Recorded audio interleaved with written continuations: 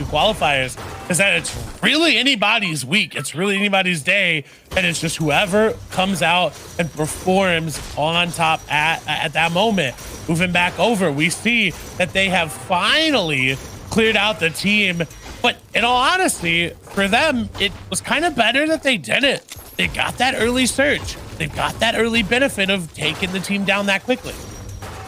That was all about just free points and lots of metal you didn't really need to farm, and maybe a little bit of loot as well in terms of, I guess you also get the spawn with ammunition. Maybe these guys were going in a different place than attacking them afterwards. That weather station might have been free for him, but no, never mind. Skek just has that same power available to him. 5th place POV, as the desk said, these guys will be the line everyone else is trying to cross. Fury not going to be inside this game for the most part, and Ristretto going to be taken over by swaps in the early side. Whereas the south, things look free. They get a lot more room to breathe, especially coming in at 5th place. But look, he doesn't have any room to breathe. It's going to be Aqua for Strokey and CRR. Luckily, able to return the fire there on Devavi. Go for that revive there. Only one more player remaining on the enemy team, but it doesn't seem like they're anywhere nearby. A free revive. I was kind of counting these guys out completely. They were rolling in sub like 60 points in that last game. Just in general overall, we weren't really competing towards the top 10, the top 5. But hey, you get a 9th with 9 elims. You really put yourself all the way back up in contention. 95 points, and they basically need to hit 110 to be in contention for the top 5. That's exactly where Snazy, Sky, and Nate are. Just about 20 points separated. So if they get those 10 elims, they get those 9 elims this game, it should still be there. If they get top 5 as well, that'll be huge for their points. So that's what they're going to be going for. For Taste and Chapik's reason, it's all about holding on. Sometimes I think the biggest pattern we've seen so far is Taste and getting picked apart and falling a little bit earlier. They've had 2 craggy zones as well, Clay, right? So it's been huge for them to be able to be comfortable and play their game overall. But they need to turn the games where it's not in craggy also into big points. They'll have to do that now, whether depending on where it goes, right? It's currently in craggy, but I'm feeling like it's gonna pull a little south. I want to see that corny zone that we haven't seen yet. I want to see exactly where these players can separate themselves, because again, going into this 4th place, I believe, looking good. But ooh, wait a minute, we've got a little bit different situation. The team up above is being more aggressive. Slightly. I don't think it should affect them too much. Asitum might be the last alive for the fight that breaks down early in that position. Should be good for now. No, the whole team's alive, and it doesn't look like much happened. Maybe a missed fire on a gas can. CRR, though, getting knocked by Zendaya. 1 game winner to another one that's still trying to get one under their belt. Chapix is the one actually fighting Sabu for the moment. So this will be the classic push from Craggy all the way up to the hill, the thing that you were calling for, Clay. And they're really going to go straight for it. Chapix now, box to box, has the walls. This should be a free cleanup, but no! They tucked away, and there is no more isolated fights. The teammates have come by. He's bought enough time, but I think he did a little bit of damage, so profits for Chapix. And that's what I wanted to see from Chapix. The old, I'm the king of Craggy. I'm going to push out wherever I want to. And we really saw that with them in squads. And I like to see that this, again, like you said, they need to be confident about going out of Craggy. They need to be good about finding these plays. And that was one of them. They got that damage like you talked about. So it should be good for them now. Moving over to Arumbi, Loki, and Dan. Look at them. They are sneaking. They want an ambush. Don't land at one of the most hot spots either. That's Orchard, but still get wins. And it kind of was on my radar a little bit. They were playing mid-game really well for a little, but then always got interrupted by a team inside that half-in, half-out zone, it seems like. Got so many different escapes from Demise earlier on in game 1 and 2. But it was this last game, game number 4, where they really popped off. Got that VR. Sabahu once again finds a vehicle and runs away from a full trio. I don't know how this man is doing it, but he's living.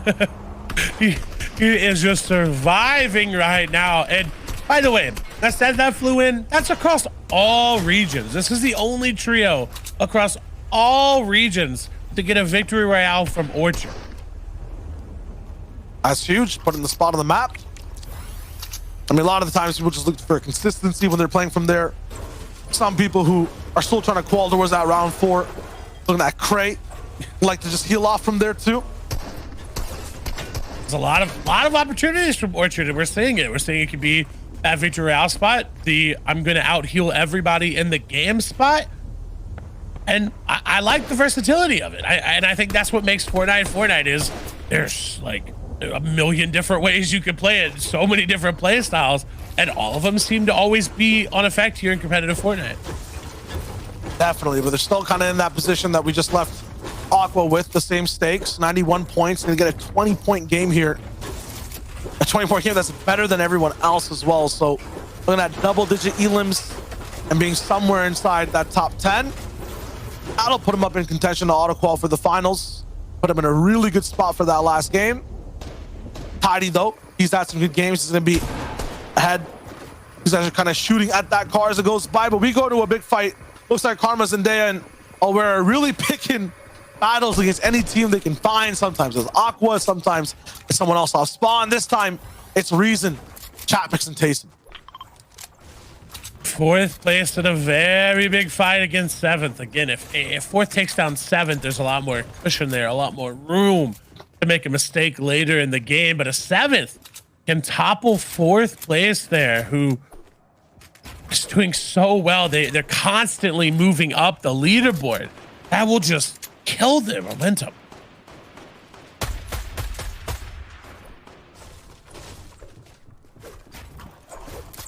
They're really looking to just survive as much as possible. Elims don't have to really even be that much of a factor for Zendaya. The biggest thing right now is that a lot of the teams that are inside the top 5 have gotten there through consistency, right? I think it's Mustache, Malabuka, and Shizo who are the only ones that have really won a game, have a very crazy top 3 pop-off after that. Everyone else is coasting in top 10, top 5 with about 5-6 eliminations, and then one kind of maybe behind average game overall. This means that if you do end up surviving longer, maybe even get towards that VR, and you're at 100 points already, you're definitely scooting into maybe even the top 3. It's anyone's games right now still, even for Snazy, Sky, and Nate. They have to keep going. There is no time to relax. Only Malabuka, I feel like, can maybe still do that. Even them, they're only ahead by 12 points. I want to just keep seeing them be aggressive. I don't want to see them stop that until the last game. I want to see their gameplay the entire time, and then I want to see their tournament management skills, because that's where they're going to thrive in the finals. If they can do that, and then 3rd, 4th, 5th game, rather start to slow it down, manage their aggression, and just hold on. Because right now, it can be a little bit more aggressive. It's not going to be the same people that are going to be in finals. That caliber there it's here, right? We've got a quarter of the players from the last finals in this qualifier today. But when you get to that finals, everyone is going to be playing just a little bit differently. Everyone's going to be a little bit more hungry. Also be 6 more games to play inside there. So have to manage things very differently the whole time. Presentation Chapix, I guess one of the causes of them running into so many different teams is because they have one of the best spots to get surged from. Pick up on Brick 2. Up inside the car with the chonker tires, they'll be able to just completely drive away. They're going straight towards the north side. The zone has been here, I think, 3 different times now, a central north one, and it's pulled towards Craggy every single time. So they're realizing the patterns. Also realizing, we saw the map shot, a majority of teams should kind of be near the south. So being near empty space is huge for getting control. Trunk kind of popped on the backside. One of the tires is kind of let loose as well. How far can this vehicle go? Answer is not that far, and a huge cost too. As I'll have to dive into med kits, possibly a few chuck splashes. That's a little bit greedy. And I think one of my least favorite things to see when things like that happen, or when fireflies are thrown, is the non-immediate chug splash. It gets rid of all the fire in your area. He was right on top of his teammate. Go for that chug splash. You're gonna need it eventually. It gets rid of the fire. Your builds are fine, and then you're able to just keep standing there and building. But again, that's a little bit panicky. And again, it goes back to that minimizing everything and maximizing your reward, like breaking the the vending machines, like we saw seasons ago, eliminating those NPCs. That way nobody else could get them and use them. It's one of those things where it's like, hey, that's something to do. Not everyone's thinking about it in that moment, though. I think one of the reasons teams don't opt for the insta splash is because as soon as you see a vehicle blow up, teams will always start to beam as much as possible. And I've seen, I think, Chuck Splash Tech or like an insta pop of a fish, and it never goes well because you just end up getting shot down. You have the lapse of building that's not there for even that half second. You see how far Aware can take a half second. You see how far Malibu can take even half a second of beams. That's about 150 damage. So you want to make sure the defense is up at all times. A team that doesn't really need to play defense right now is Zendaya, Aware, and Karma. They're doing so well. And this is one of those trios that if you've been around from EU for a while, you know their names. You know Karma, you know Zendaya, you know Aware. They've been here, right? But they haven't really had that prowess that you have with names like Floki, Clement, and Deceptos. So coming in 7th place, there's a lot of pressure for them to make that top 5, especially from themselves. They've popped off. They've done really well. They want to perform.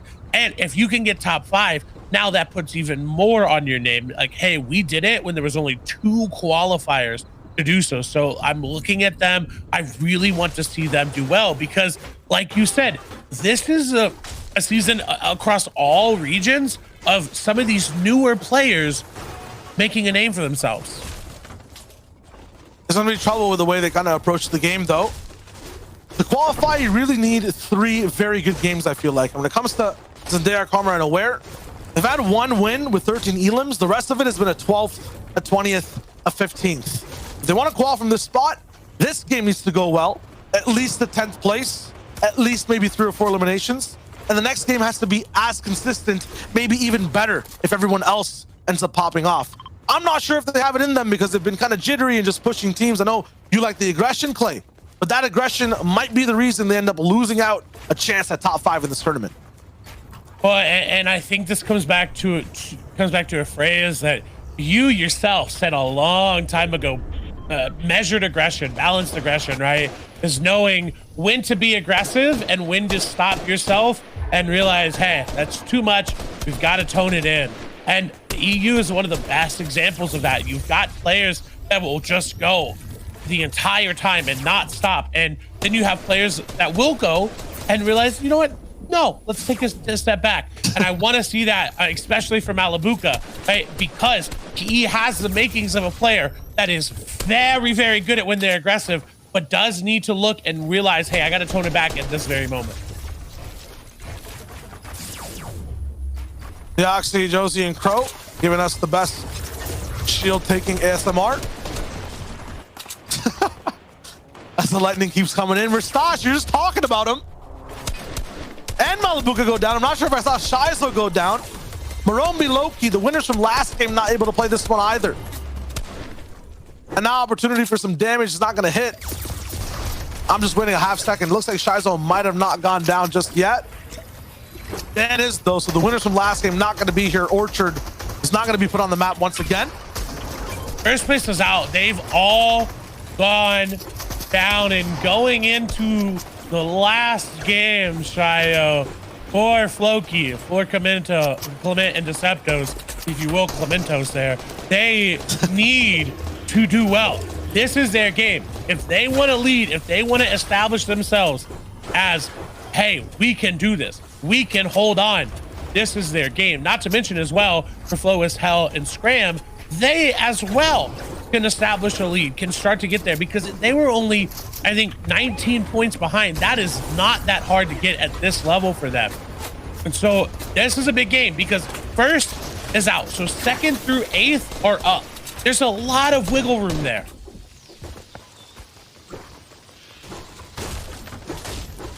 On a 10-point differential in that conversation. So we'll see who can catch up. For One Lost, MSR, Podosai, for every team that's around 80, 90 points you're going to be watching on screen, the pressure is real. This is 2 games they need to both perform in. This is the catch-up one to kind of get them into triple digits. The next one has to be a pop-off. Or it could be a variation of both at different times. The basic rule is, though, you cannot go down right now. You cannot go down before the 9th zone, basically. And that's a very tough rule. Some of these teams can't afford it. Versace, Malabuka, Shizo, they're down at what, the 3rd zone right now, Clay? They can afford it. They can come back next game and be stronger. Have a chance still to be inside the top 5. Taste and Chapik's reason, even if they make mistakes right now, they still have one more game with 130 points to be able to do whatever they want to do. But for a majority of the teams in the lobby, they're playing to survive, and that's why you see 22 teams alive right now, 62 players as that 4th zone locks in. This one's going to be a stacker. I love this angle that Tayson has right now, just trying to put the damage down onto the team. He realizes, wait a minute, they're being a little bit too aggressive for my liking. I'll back up. Karma is actually going to pick up elimination there onto Robonis. Now they're going aggressive. Chapix, Piston, and Tayson want to get these eliminations, want to be in the boxes. They pick up one, but that's all they're going to grab. I'm not sure their Storm Surge efforts here with only one Elam's reason. We'll take down Axe there. It is going to throw one back. They will get that finish for the maximum amount of Surge. And look at that. Wow, they've got a launch pad right nearby. This game is setting up well. Really well for them. Mongrel Vino Joe, though. Little trap on the pad. Not going to let them get it. And this is a huge rotation they need. These next 30 seconds, very mysterious, dangerous, anxiety for the team that had a game plan to get away, but looks like Mongrels will take it first. They will get a lot of the pressure and show different teams who are based up that this is a possible sight line to beam for. No one's going to go for the punishment, though. And Tayson Chapik's reason, they get the land for free. You take a little damage there, but great to let Mongrel and them rotate ahead of you, because you're going to be able to follow exactly where they went, see those sight lines as you're rotating through. And the pressure that Tayson put with just one AR tag was enough to make that team back down, and they're looking good. Point threshold that all these teams are trying to catch up to. The magical number that Verstash, Malabuka, and Shizo, the first place team, stopped at is 147. So Tayson right now is at 132.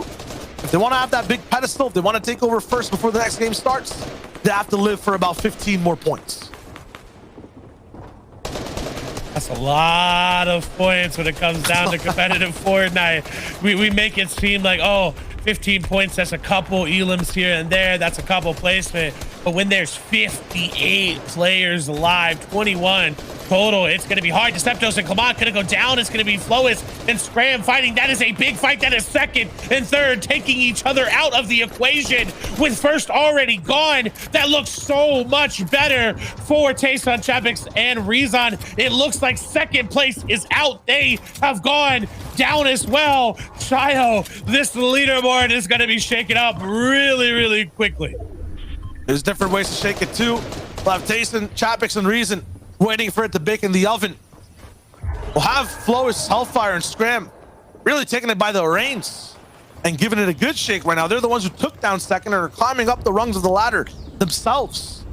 I wonder how many points they are at now, because they were barely even behind. You were mentioning it, Clay, but we'll tune in with them in just a sec.